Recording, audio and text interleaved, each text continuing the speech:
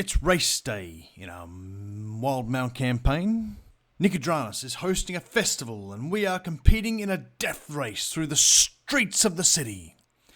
In the driver's seat, we'll have Galin, our vedalken artificer.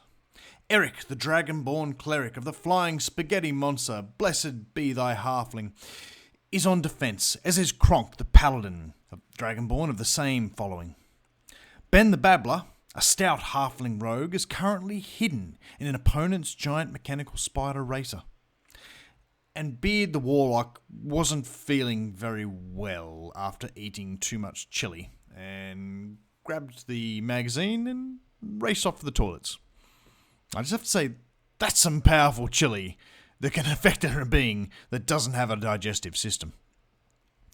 Our characters have entered under the name Turtle Power, due to our wagon being a large turtle shell. The giant mechanical spider is walking into position.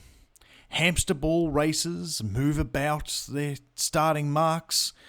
Two warforged climb into their four-legged dog-like racer. The nine hells riders rock up, looking a bit dusty and starting to get their bikes prepped. We are positioned further back from the starting line. The big armoured pink truck pulls in near us. A huge elephant rider lines up.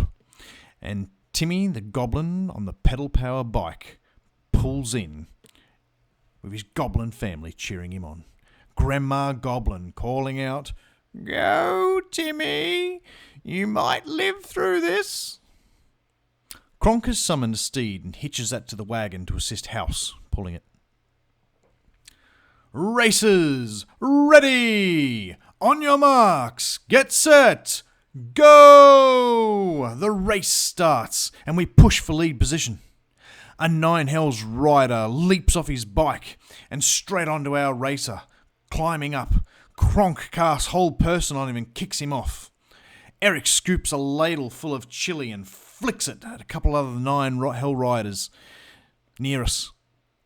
We take our first corner and bounce a hamster ball racer right into a nine hells rider.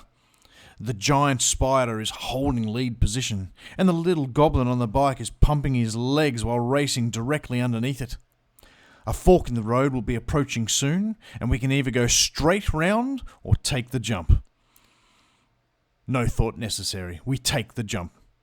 As we hit the ramp, Eric kisses Galin on the back of the neck, casting guidance on him. And Kronk casts Bless, not to ruin the moment. Galin handles the wagon landing excellently. Inside the spider racer, a southern gentleman is at the controls.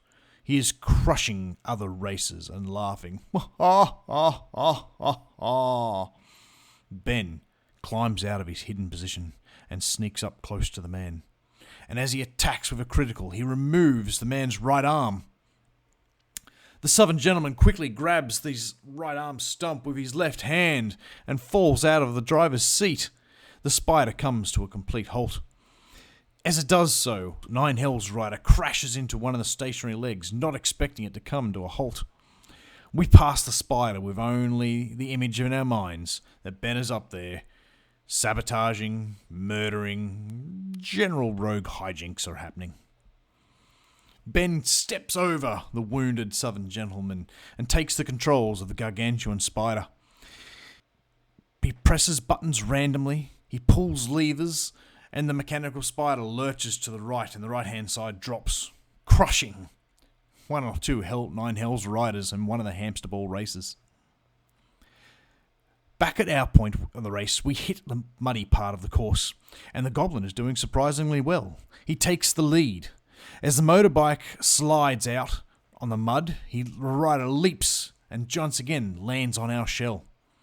Eric is quick on the defence and bites him, while Kronk comes in with a headbutt. One more bite from a dragonborn and our extra passenger slides off, and his body does its best impression of a speed bump for the other racers. We leave the mud behind and head over a bridge that spans the harbour. This is the point that we use the laser pointer that Captain Three-Earing, the Tabaxi pirate, gave to us. His ship is in the harbour, cannons loaded. We use the laser pointer and shine it right at the elephant's butt. Ahead of us, cannons fire and large spiked cylinders approach the elephant at speed, and as it makes contact with the rear of the elephant, it explodes in a pink mist that throws the rider from the beast. Our scythe blades clean him up as we pass. As we cross the bridge and round the last corner, we decide to deploy everything at our disposal. First the fog, followed by the grease disperse, then the caltrops. As a result of this, the chariot and hamster ball end up hitting a wall at speed they didn't see coming.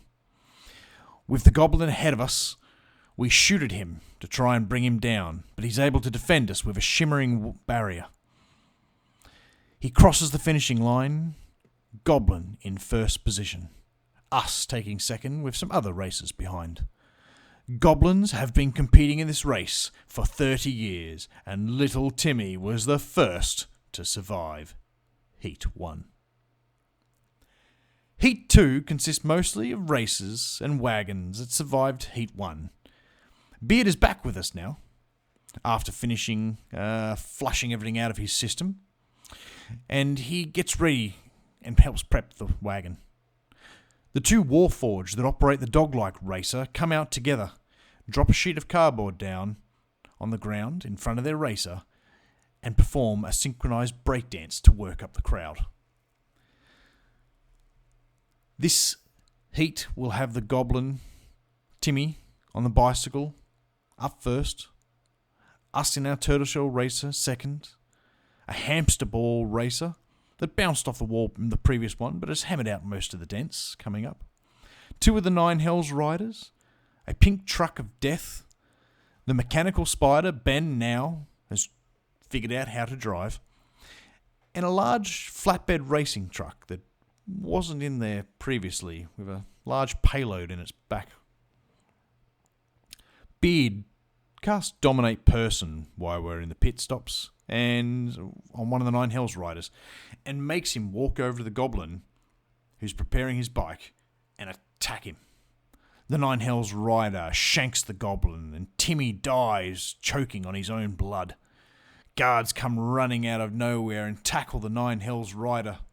Priests on standby come racing out and help raise the goblin back from the dead. This whole act does not go over well with the crowd watching. If a racer dies on the field of competition, that's expected and entertaining. Killing someone prior to the race for entertainment, that's just unsportsmanlike.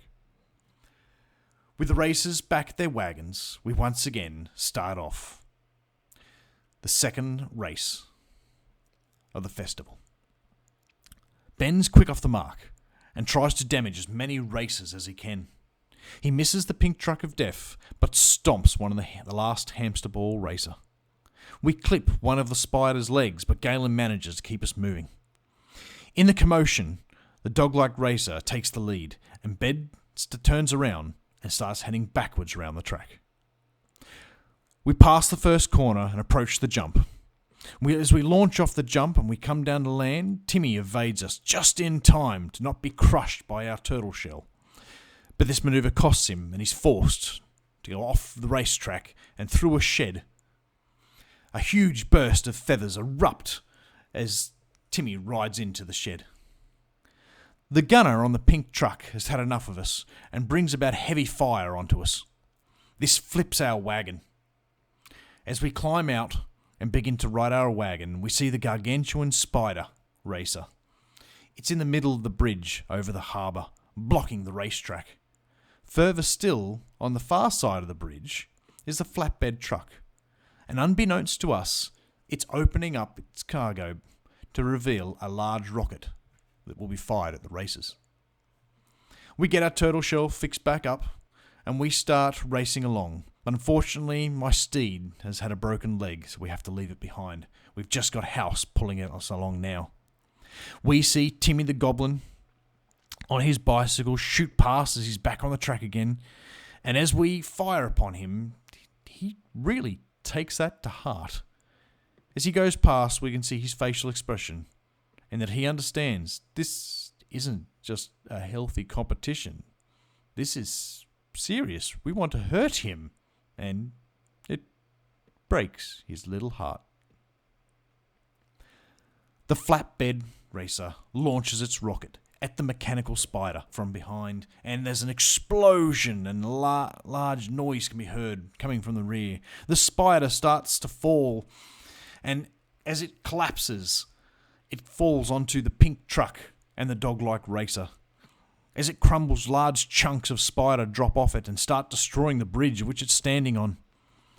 We are racing again, and Galin follows Timmy up one of the spider legs, and we launch over the busted section of the bridge. Ben, inside the cockpit, has now had enough of red flashing lights and sirens, and decides to backflip out a window, not looking where he's going, and in midair happens to grab a falling sheet of plate, of which he then uses to surf down the collapsing spider and bridge. And when doing so, he manages to come down and grab onto the rear of Timmy's bike and is now being towed. The final corner now approaching.